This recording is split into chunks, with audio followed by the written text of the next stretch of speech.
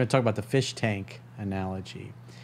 So you got to think of your body, and I got this obviously from Dr. Young. You got to think of your body, the internal fluids, is kind of like a fish tank. And so you've probably seen, you guys maybe had fish when you were kids growing up. I had goldfish. They died like 2 days after. Well, sometimes when the water's like real cloudy, you notice like their eye might like get real big and bulgy, or their skin looks kind of grayish and not bright. Apart. They look like leprosy. Yeah, so the water's dirty and they don't look like they're literally physically not doing well. But when the water is clear and healthy, just like in a lake or in the ocean when it's clear and you can see the bottom, the fish look good, the coral looks good. And so you got to think of your body chemistry, your inner fluids as everything you're ingesting and removing or not removing determines what the water in your fish tank, your internal fish tank, is like. So the juice, the smoothies, all those things are what help keep it clean and pure. It's like your beta fish conditioner. Yeah. That green juice. You're making me want to get a beta fish again.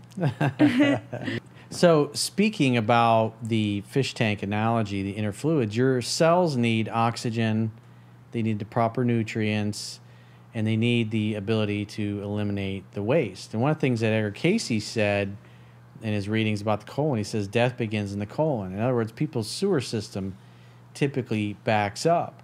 And so it creates the conditions where your internal fluids kind of become like a stagnant pond of water, if you will.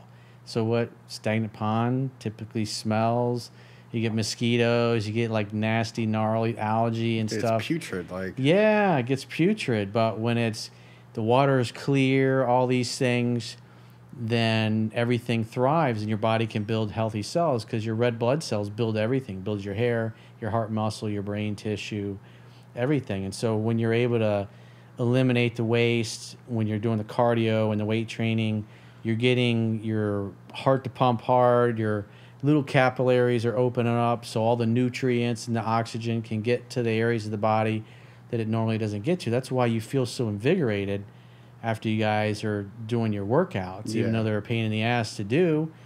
You know, working out, doing weight training is still a pain in the ass. Wait, Corey, I have a question actually. With like the whole like lymphatic system and like running, what's the whole correlation? What's that all about? So your lymphatic system, you've probably heard lymph nodes. People that get Hodgkin's disease, and so you have these like little ducts, I guess, if you will, that go throughout your body, and you have these big things. They're under your armpits or throughout your body, kind of like your sewer system basically, and it drains into your colon. And then so if you're kind of backed up in your colon just because of the diet, then your lymphatic system is not really draining properly. And so what happens is it literally starts putrefying because the stuff's not flowing. Yeah.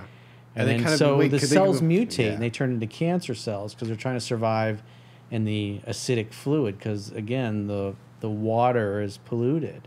Because like when I changed my diet in 99, when I was 29, I stopped eating fried foods, Coca-Cola, bag of potato chips, French fries. That was like 95% of my diet. I cut all that stuff out, cut out red meat, pork for the most part. I dropped like 30 pounds in 6 months, and I had like both of them under my armpits. I was like a golf ball. My lymph node was like really swollen and sore and sensitive, and it hurt. And when I changed the diet, even though I was running everything, within a matter of weeks, they shrunk and it went away. Really? Instead of just, dropping a deuce once or twice a week, which was horrible because when it did come out, it was really big and really hard and really painful. And I get really bad hemorrhoids that are just, if you ever had hemorrhoids, it's like the worst thing ever. And, it backs you up and you don't feel good all the time. You always feel like, you want to go to the bathroom, but you just can't.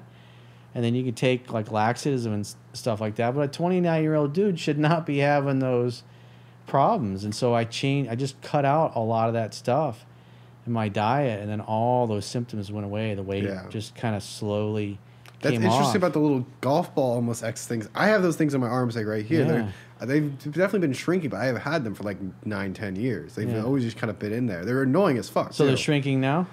I believe so. Yes, they're definitely smaller than they used to be. Yeah, they are shrinking. Well, but I've really noticed it like last night. That's why I was asking about it because I was like, that the lymphatic system kind of draining out. Yeah, it's a process. So it's like you gotta slow. This stuff is slowly coming out. No, of this is your one of body. those things I've always had. But like, I go to the doctor's office, tell them what's wrong. I never tell them about this because I'm like, I'll just get it cut out like one day or something. Yeah. I didn't even know what it was. I literally had no clue what to ask them.